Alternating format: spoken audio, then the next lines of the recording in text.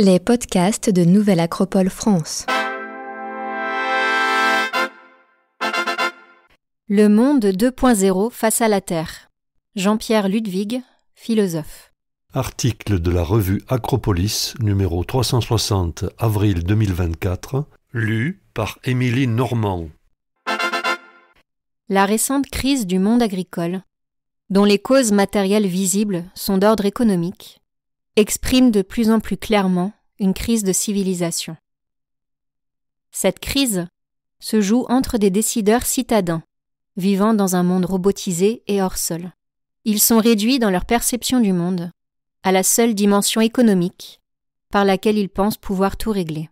Ils considèrent la production agricole comme un service qu'on pourrait sous-traiter plus efficacement par la technique.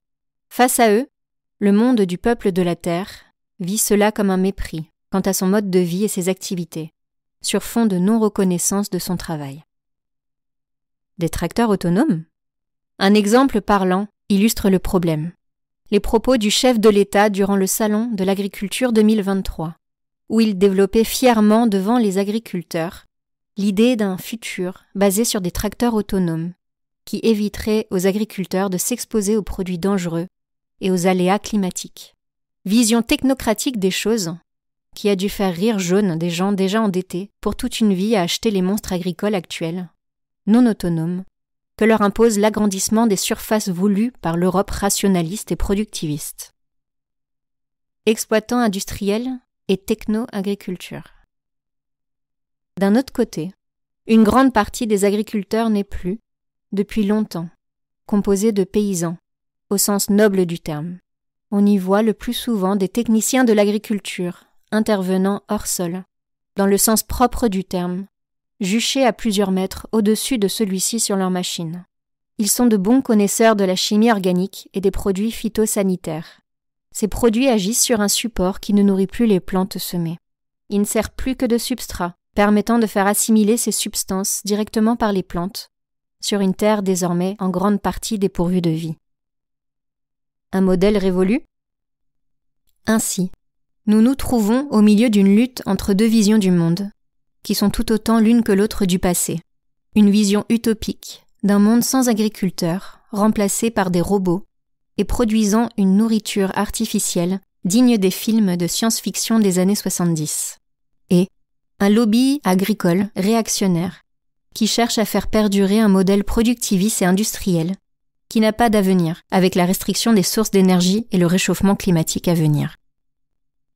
La sagesse paysanne.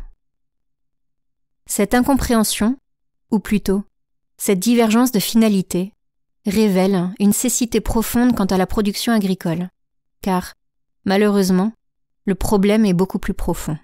Depuis 60 ans, les paysans ont été acculturés par la technocratie industrielle et sa recherche de rendement élevé à n'importe quel prix.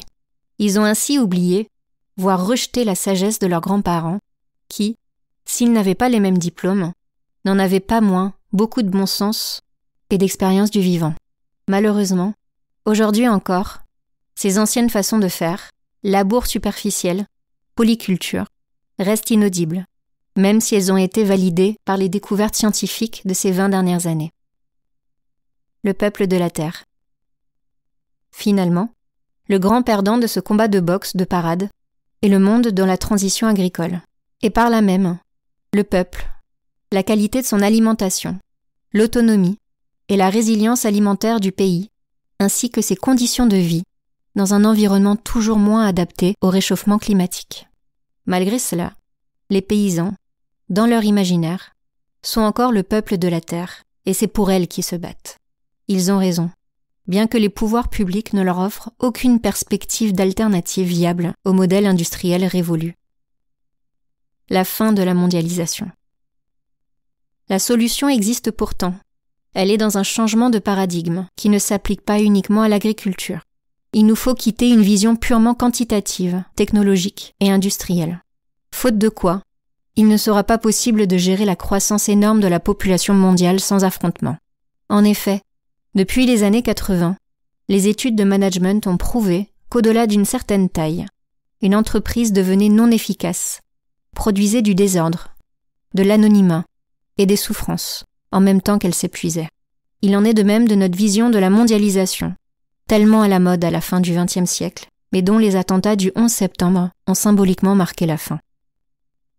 Relocaliser et relier.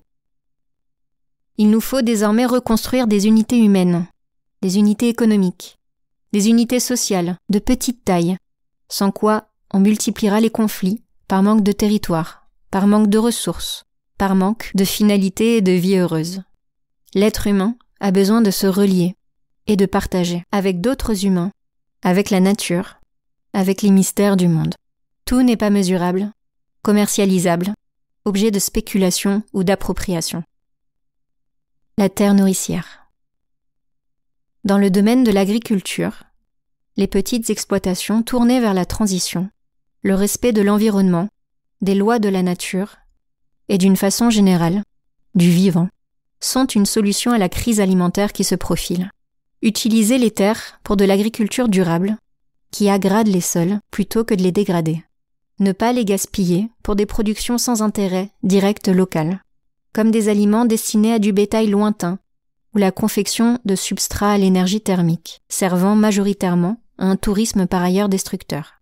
Favoriser le retour à une polyculture durable, le reboisement intelligent et la récupération des eaux de pluie pour cultiver ou pour des utilisations basiques, plutôt que le pompage dans la nappe phréatique d'une eau qui a mis des années à se purifier et s'imprégner de multiples oligo-éléments et éléments utiles à notre santé. Il y a tant de solutions à notre portée, mais elles enrichissent peu. Dans ce cas, changeons nos indicateurs de croissance. Quittons les indicateurs monétaires pour des indicateurs d'épanouissement collectif, de santé collective et de durabilité de notre environnement.